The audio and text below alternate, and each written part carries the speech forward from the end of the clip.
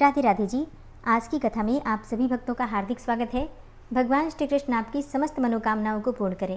6 मई 2026 आज दिन है बुधवार और आज आप सुनेंगे ज्येष्ठ मास की कथा का 5वां अध्याय। इससे पहले के सभी अध्याय सुनने के लिए आप सभी भक्तों का बहुत बहुत आभार। एक कहावत है कि अगर कुछ मांगना ही है तो भगवान से मांगो, इंसानों से क्यों मांगना, क्योंकि आप जिस इंसान से मांगते हैं उसे भी तो भगवान ने दिया है।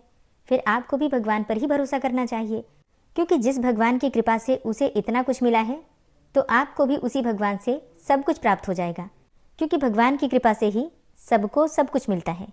एक समय की बात है, एक राजा था। जब वह मंदिर जाता तो मंदिर में 2 भिखारी बैठा करते थे। एक भिखारी दाईं तरफ और दूसरा भिखारी बाईं तरफ। दाईं ओर वाला भिखारी कहता था, हे भगवान, तूने राजा को बहुत कुछ दिया है, मुझे भी दे दे। और बाईं ओर वाला कहता, ए राजा, भगवान ने तुझे कितना कुछ दिया है, तो मुझे भी कुछ दे दे। दाईं ओर वाला भिखारी बाईं ओर वाले से कहता, भगवान से मांग, निस्संदेह वही सबसे अच्छा सुनने वाला है। और बाईं ओर वाला जवाब देता, चुप कर मूर्ख। तो एक बार राजा ने अपने मंत्री को बुलाया और कहा कि मंदिर में दाईं तरफ जो भिखारी बैठता है वो हमेशा भगवान से मांगता है, तो निस्संदेह भगवान उसकी जरूर सुनेगा। लेकिन जो भिखारी बाईं तरफ बैठता है वह हमेशा मुझसे ही विनती करता है। तो तुम ऐसा करो कि एक बड़े से बर्तन में खीर भर लो और उसमें बहुत सारी सोने की असरफियाँ डाल दो और वो ले जाकर उस भिखारी को दे दो। मंत्री ने बिल्कुल ऐसा ही किया। अब वह भिखारी मजे से खीर खाते खाते दूसरे भिखारी को चढ़ाता हुआ बोला, बड़ा आया, भगवान दे देगा। ये देख, राजा से मांगा तो मिल गया ना। खाने के बाद जब उसका पेट भर गया तो उसने खीर से भरा हुआ बर्तन उस दूसरे भिखारी को दे दिया और कहा, ले पकड़, तू भी खा ले मूर्ख। अब अगले दिन जब राजा पूजा के लिए मंदिर आया तो देखा कि बाईं तरफ वाला भिखारी तो आज भी वैसे ही बैठा है, लेकिन दाईं तरफ वाला गायब है। राजा ने चौंक कर उससे पूछा, क्या तुझे कल खीर से भरा हुआ बर्तन नहीं मिला? तब भिखारी बोला कि जी मिला था, क्या शानदार खीर थी, मैंने खूब पेट भर कर खाई। राजा बोला, फिर? भिखारी ने कहा कि फिर वो जो दूसरा भिखारी यहाँ बैठता था, बची हुई खीर मैंने उसको दे दी। मूर्ख हमेशा कहता रहता था, भगवान देगा भगवान देगा। राजा मुस्कुराकर बोला, बेशक भगवान ने उसे दे ही दिया। इसी तरह हमें भी उस भगवान से ही विनती करनी चाहिए, वही हमें सब कुछ देने वाला है। दुनिया के जीव तो एक जरिया है, बाकी उसकी मर्जी से ही मिलता है। इसलिए हमेशा प्रभु को याद रखो, हर रोज नियम से भजन करो, कीर्तन करो, नाम जप करो और भगवान का स्मरण करो, तब जाकर परमार्थ और स्वार्थ दोनों बन जाएंगे। और अब भगवान श्री कृष्ण का ध्यान करके आज की पावन कथा का प्रारंभ करते हैं। सुकर्मा कहते हैं कि अब मैं इस विषय में पुण्यात्मा राजा ययाति के चरित्र का वर्णन करूंगा, जो संपूर्ण पापों का नाश करने वाला है। सोमवंश में एक नहुष नाम के राजा हो गए हैं। उन्होंने अनेकों दान धर्मों का अनुष्ठान किया, जिनकी कहीं तुलना नहीं थी। उन्होंने अपने पुण्य के प्रभाव से इंद्रलोक पर भी अधिकार प्राप्त किया था। उन्हीं के पुत्र राजा ययाति हुए, जो शत्रुओं का मान मर्दन करने वाले थे। वे सत्य का आश्रय लेकर धर्मपूर्वक प्रजा का पालन करते थे। प्रजा के सब कार्यों की स्वयं ही देखभाल किया करते थे। वे उत्तम धर्म की महिमा सुनकर सब प्रकार के दान पुण्य, यज्ञ अनुष्ठान एवं तीर्थ सेवन इत्यादि में लगे रहते थे। महाराज ययाति ने 80,000 वर्षों तक पृथ्वी का राज्य किया। इनके 4 पुत्र हुए, जो उन्हीं के समान शूरवीर, बलवान और पराक्रमी थे। तेज और पुरुषार्थ में भी वे पिता की समानता करते थे। इस प्रकार ययाति ने दीर्घ काल तक धर्मपूर्वक राज्य किया। एक समय की बात है, ब्रह्मा जी के पुत्र नारद जी इंद्रलोक में गए। उन्हें आया हुआ देखकर इंद्र ने भक्तिपूर्वक मस्तक झुकाकर उन्हें प्रणाम किया और मधुपर्क आदि से उनकी पूजा करके उन्हें एक पवित्र आसन पर बिठाया। तत्पश्चात वे उन महामुनि से पूछने लगे, हे देवर्षे, किस लोक से आपका यहाँ आना हुआ है तथा यहाँ पदार्पण करने का क्या उद्देश्य है? तब नारद जी ने कहा कि मैं इस समय भूलोक से आ रहा हूँ और नहुष पुत्र ययाति से मिलकर अब आपसे मिलने के लिए यहाँ आया हूँ। इंद्र ने पूछा, इस समय पृथ्वी पर कौन राजा सत्य और धर्म के अनुसार प्रजा का पालन करता है? कौन सब धर्मों से युक्त, विद्वान, ज्ञानवान, गुणी और ब्राह्मणों के कृपापात्र, ब्राह्मण भक्त, वेदवेत्ता, शूरवीर, दाता, यज्ञ करने वाला और पूर्ण भक्तिमान है? नारद जी ने कहा, नहुष के बलवान पुत्र ययाति इन गुणों से युक्त हैं। वे अपने पिता से भी बढ़े चढ़े हैं। उन्होंने 100 अश्वमेध और 100 वाजपेय यज्ञ किए हैं। भक्तिपूर्वक अनेकों प्रकार के दान किए हैं। उनके द्वारा लाखों करोड़ों गौएं दान में दी जा चुकी हैं। उन्होंने कोटि होम तथा लक्ष होम भी किए हैं। ब्राह्मणों को भूमि आदि का दान भी दिया है। उन्होंने ही धर्म के सांगोपांग स्वरूप का पालन किया है। ऐसे गुणों से युक्त नहुष पुत्र राजा ययाति 80,000 वर्षों से सत्य धर्म के अनुसार विधिवत राज्य करते आ रहे हैं। इस कार्य में वे आपकी समानता करते हैं। सुकर्मा कहते हैं कि मुनीश्वर नारद के मुख से ऐसी बातें सुनकर बुद्धिमान इंद्र कुछ सोचने लगे। वे ययाति के धर्म पालन से भयभीत हो उठे थे। उनके मन में यह बात आई कि पूर्व काल में राजा नहुष 100 यज्ञों के प्रभाव से मेरे इंद्र पद पर अधिकार करके देवताओं के राजा बन बैठे थे। शची की बुद्धि के प्रभाव से उन्हें पदभ्रष्ट होना पड़ा था। वे महाराज ययाति भी ऐसे ही सुने जाते हैं, तो इसमें तनिक भी संदेह नहीं कि वे इंद्र पद पर अधिकार कर लेंगे। अतः जिस किसी उपाय से संभव हो उन्हें स्वर्ग में लाऊंगा। ययाति से डरे हुए देवराज इंद्र ने ऐसा विचार करके उन्हें बुलाने के लिए दूत भेजा। अपने सारथी मातली को विमान के साथ रवाना किया। मातली उस स्थान पर गए जहाँ नहुष पुत्र धर्मात्मा ययाति अपनी राजसभा में विराजमान थे। सत्य ही उन श्रेष्ठ नरेश का आभूषण था। देवराज इंद्र के सारथी ने उनसे कहा, हे राजन, मेरी बात सुनिए। देवराज इंद्र ने मुझे इस समय आपके पास भेजा है और उनका अनुरोध है कि अब आप अपने पुत्र को राज्य देकर आज ही इंद्रलोक पधारें। हे महीपते, वहाँ इंद्र के साथ रहकर आप स्वर्ग का आनंद भोगिए। ययाति ने पूछा, हे मातले, मैंने देवराज इंद्र का ऐसा कौन सा कार्य किया है जिससे तुम ऐसी प्रार्थना कर रहे हो? मातली ने कहा, हे राजन, लगभग 1 लाख वर्षों से आप दान यज्ञ आदि कर्म कर रहे हैं, तो इन कर्मों के फलस्वरूप इस समय स्वर्गलोक में चलिए और देवराज इंद्र के सखा होकर रहिए। इस 5 भौतिक शरीर को भूमि पर ही त्याग दीजिए और दिव्य रूप धारण करके मनोरम भोगों का उपभोग कीजिए। ययाति ने प्रश्न किया, मनुष्य जिस शरीर से सत्य धर्म आदि पुण्य का उपार्जन करता है उसे वह कैसे छोड़ सकता है? मातली ने कहा, हे राजन, तुम्हारा कथन ठीक है, तथापि मनुष्य को अपना यह शरीर छोड़कर ही जाना पड़ता है, क्योंकि आत्मा का शरीर के साथ कोई संबंध नहीं है। यह शरीर पंचभूतों से बना हुआ है और जब इसकी संधियां शिथिल हो जाती हैं उस समय वृद्धावस्था से पीड़ित होकर मनुष्य इस शरीर को त्याग देना चाहता है।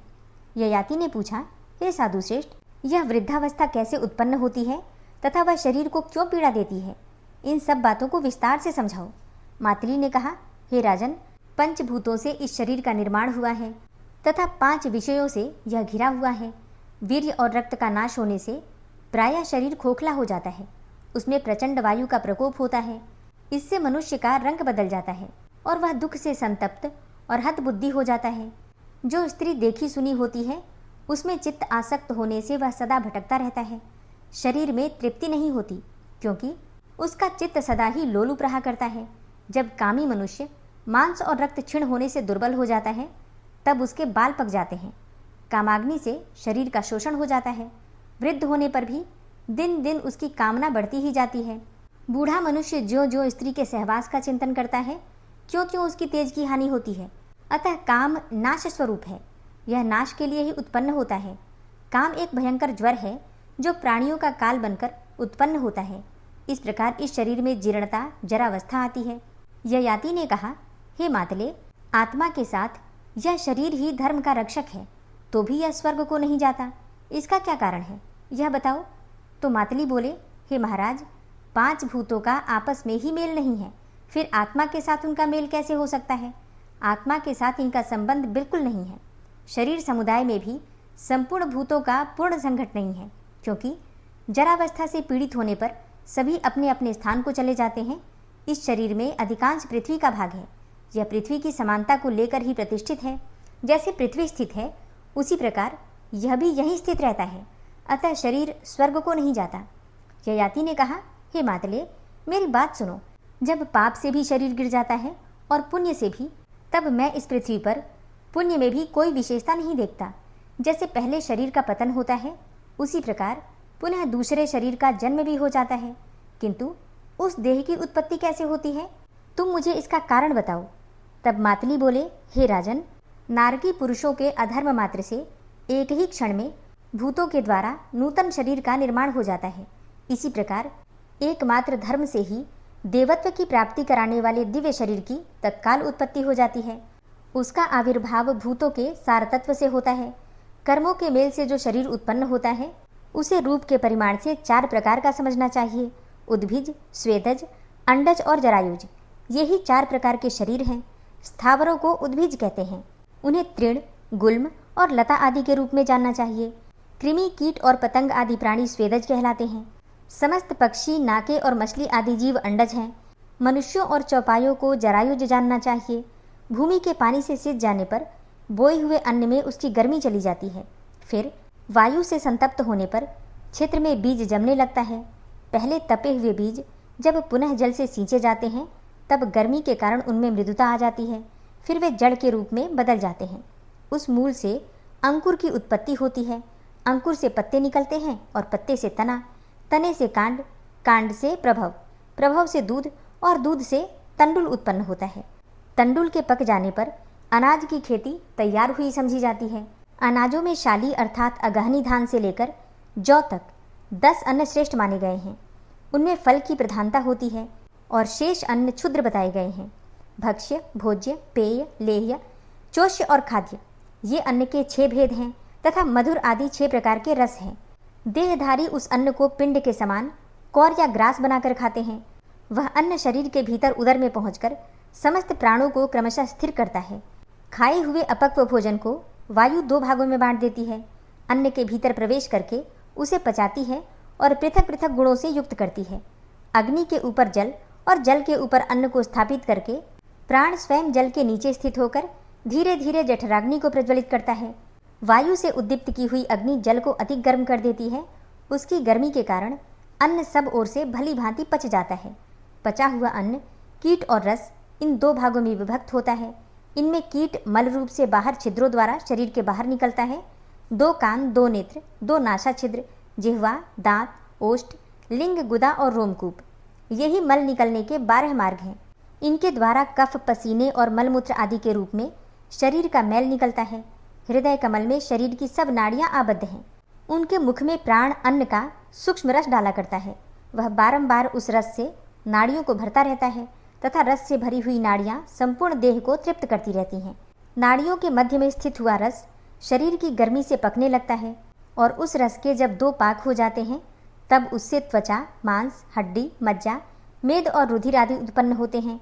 रक्त से रोम और मांस, मांस से केश और स्नायु, स्नायु से मज्जा और हड्डी तथा मज्जा और हड्डी से वसा की उत्पत्ति होती है।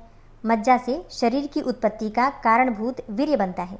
इस प्रकार अन्न के 12 परिणाम बताए गए हैं। जब ऋतुकाल में दोष रहित वीर्य स्त्री की योनि में स्थित होता है उस समय वह वायु से प्रेरित होकर रज के साथ मिलकर एक हो जाता है। वीर्य स्थापन के समय कारण शरीर युक्त जीव अपने कर्मों से प्रेरित होकर योनि में प्रवेश करता है। वीर्य और रज दोनों एकत्र होकर एक ही दिन में कलल के आकार में परिणत हो जाते हैं। फिर 5 रात में उनका बुदबुद बन जाता है।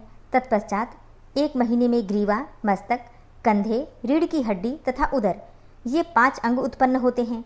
फिर 2 महीने में हाथ, पैर, पसली, कमर और पूरा शरीर, ये सभी क्रमशः संपन्न होते हैं। और 3 महीने बीतते बीतते सैकड़ों अंकुर संधियां प्रकट हो जाती हैं।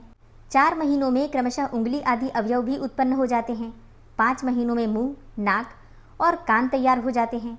6 महीनों के भीतर दांतों के मसूड़े, जिह्वा तथा कानों में छिद्र प्रकट होते हैं।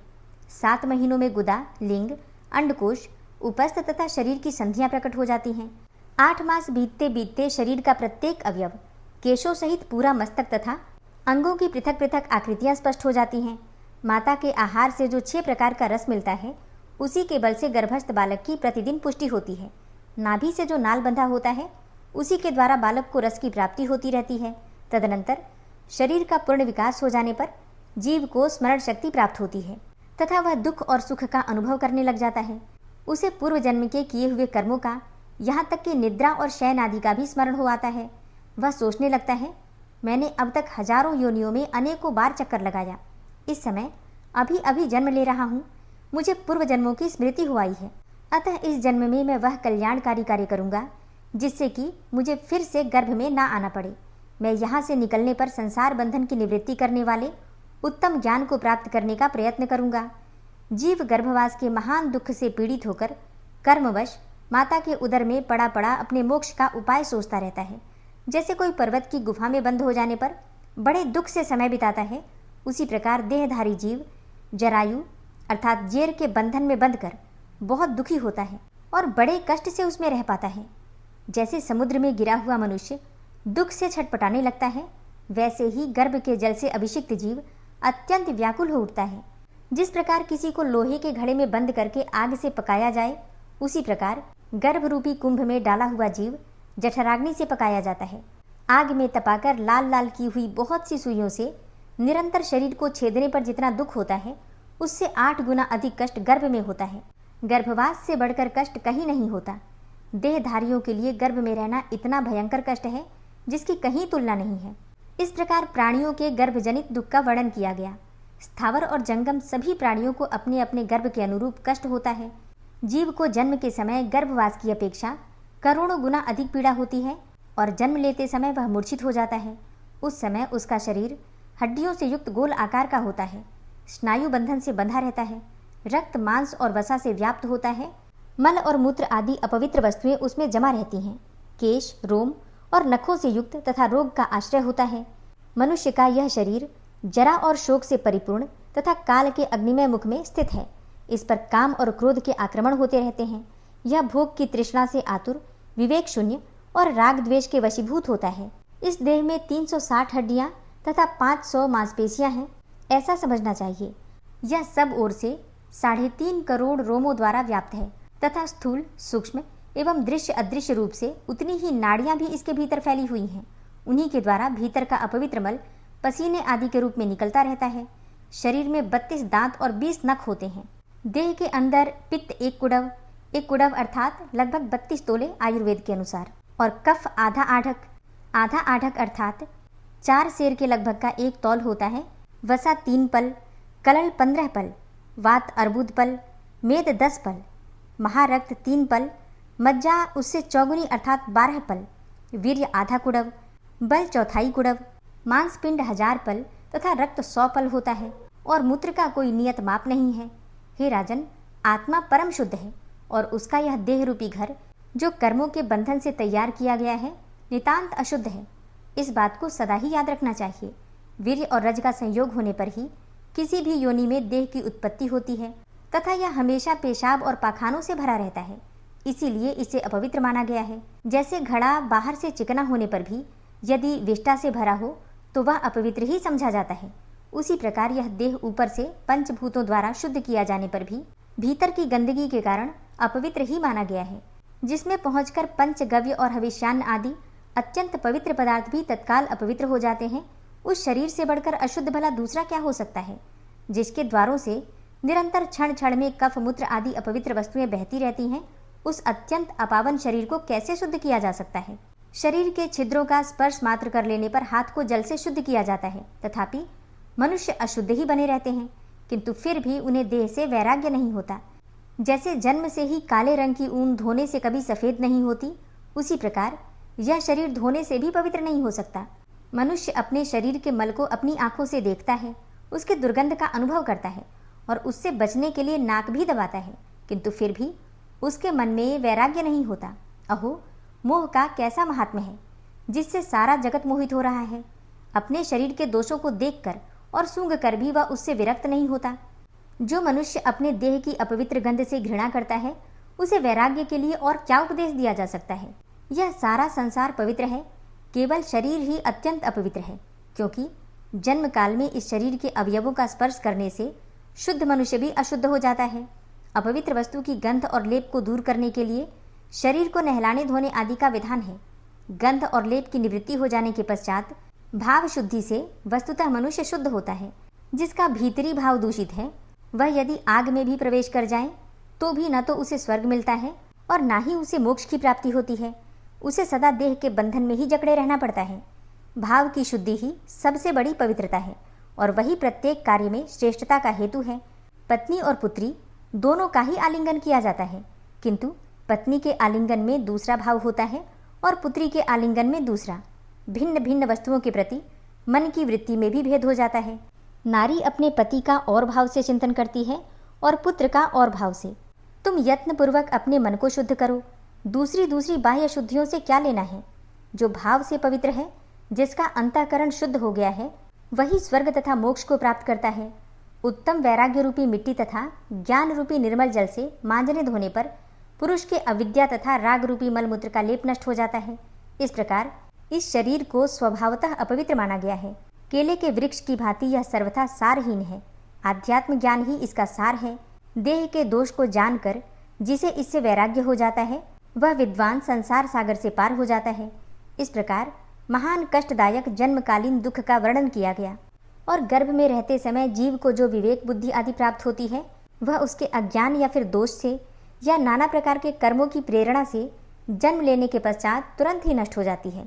योनि यंत्र से पीड़ित होने पर जब वह दुख से मूर्छित हो जाता है और बाहर निकलकर बाहरी हवा के संपर्क में आता है, उस समय उसके चित्त पर महान मोह छा जाता है। मोहग्रस्त होने पर उसकी स्मरण शक्ति का भी शीघ्र ही नाश हो जाता है। स्मृति नष्ट होने से पूर्व कर्मों की वासना के कारण उस जन्म में भी ममता और आसक्ति बढ़ जाती है। फिर संसार में आसक्त होकर मूढ़ जीव न आत्मा को जान पाता है न परमात्मा को, अपितु निषिद्ध कर्म में प्रवृत्त हो जाता है।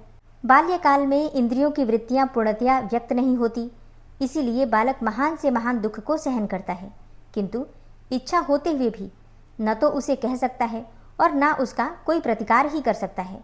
शैशवकालीन रोग से उसे भारी दुख भोगना पड़ता है। भूख प्यास की पीड़ा से उसके सारे शरीर में दर्द होता रहता है। बालक मोहवश मलमूत्र को भी खाने के लिए मुंह में डाल लेता है। कुमारावस्था में कान बिंधाने से कष्ट होता है और समय समय पर उसे माता पिता की मार भी सहनी पड़ती है। अक्षर लिखने पढ़ने के समय गुरु का शासन दुखद जान पड़ता है। जवानी में भी इंद्रियों की वृत्तियां कामना और राग की प्रेरणा से इधर उधर विषयों में भटकती हैं। फिर मनुष्य रोगों से आक्रांत हो जाता है। अतः युवावस्था में भी सुख कहाँ है। युवक को ईर्ष्या और मोह के कारण महान दुख का सामना करना पड़ता है। कामाग्नि से संतप्त रहने के कारण उसे रात भर नींद नहीं आती। दिन में भी अर्थोपार्जन की चिंता से सुख कहाँ मिलता है। जैसे कीड़ों से पीड़ित कोढ़ी मनुष्य को अपनी कोढ़ खुजलाने में जो सुख प्रतीत होता है, वही स्त्रियों के साथ संभोग करने में भी है। और जवानी के बाद जब वृद्धावस्था मनुष्य को दबा लेती है, तब असमर्थ होने के कारण उसे पत्नी पुत्र आदि बंधु बांधव तथा दुराचारी भृत्य भी अपमानित कर बैठते हैं। बुढ़ापे से आक्रांत होने पर मनुष्य धर्म अर्थ काम और मोक्ष इनमें से किसी का भी साधन नहीं कर सकता। इसलिए युवावस्था में ही धर्म का आचरण कर लेना चाहिए। प्रारब्ध कर्म का क्षय होने पर जो जीवों का भिन्न भिन्न देहों से वियोग होता है, उसी को मरण कहा गया है। वास्तव में जीव का नाश नहीं होता। मृत्यु के समय जब शरीर के मर्म स्थानों का उच्छेद होने लगता है और जीव पर महान मोह छा जाता है, उस समय उसको जो दुख होता है उसकी कहीं भी तुलना नहीं है। वह अत्यंत दुखी होकर हाय बाप, हाय मैया, हा प्रिय आदि की पुकार मचाता हुआ बारंबार विलाप करता है।